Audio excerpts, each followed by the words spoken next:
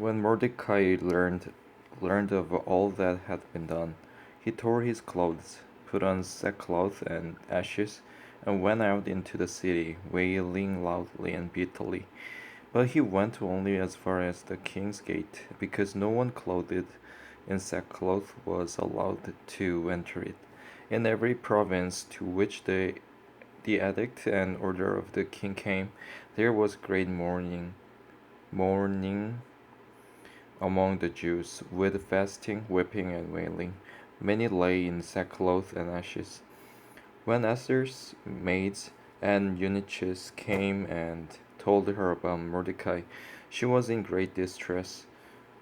She sent clothes for him to put on instead of his sackcloth, but he would not accept them. Then Esther summoned Hathach, Hathach, one of the king's eunuchs, assigned to attend her, and ordered him to find out what was troubling Mordecai and why. So Hathach went out to Mordecai in the open square of the city in front of the king's gate. Mordecai told him everything that had happened to him, including the exact amount of money Haman had promised to pay into the royal treasury for the destruction of the Jews. He also gave him a copy of the text of the edict for their annihilation, which had been published in Susa, to show to Esther and explain it to her. And he told him to urge her to go into the king's presence to beg for mercy and plead with him for her people. Hathach went back and reported to Esther what Mordecai had said. Then she instructed him to say to Mordecai, all the king's officers and the people of the royal provinces know that for any man or woman who approaches the king in the inner court without being summoned, the king has but one law, that he be put to death. The only exception to this is for the king to extend the gold scepter to him and spare his life. But 30 days have passed since I was called to go to the king.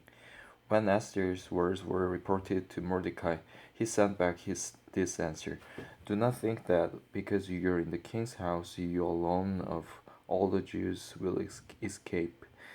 For if you remain silent at this time, relief and deliverance for the Jews will arise from another place, but you and your father's family will perish.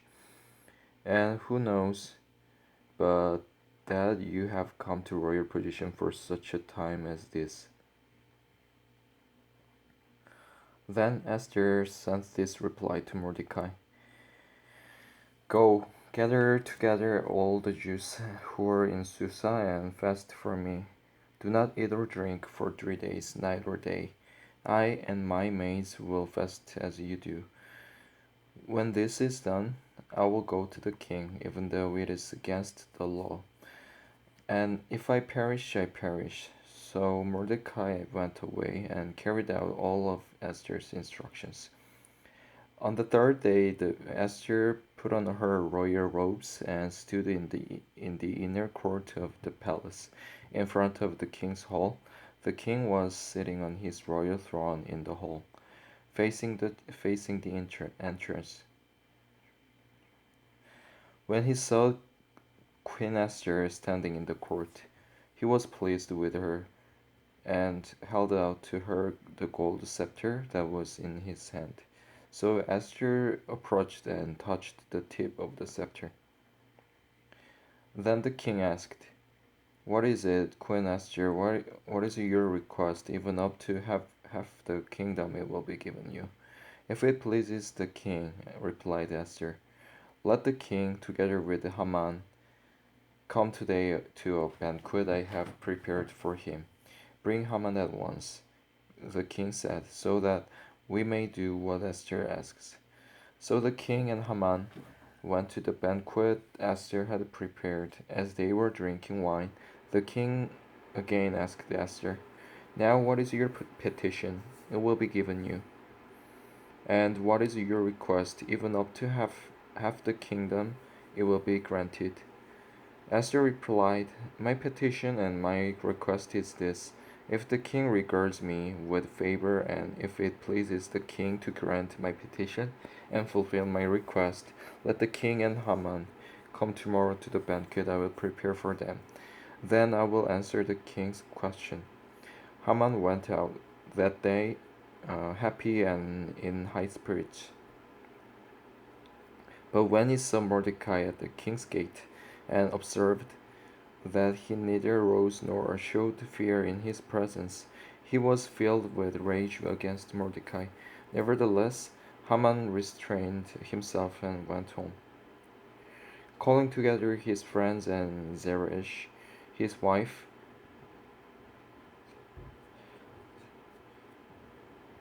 uh, Haman, Haman boasted to them about his vast wealth, his many sons, and all the ways the king had honored him, and how he had elevated him above the other nobles and officers. And that's not all.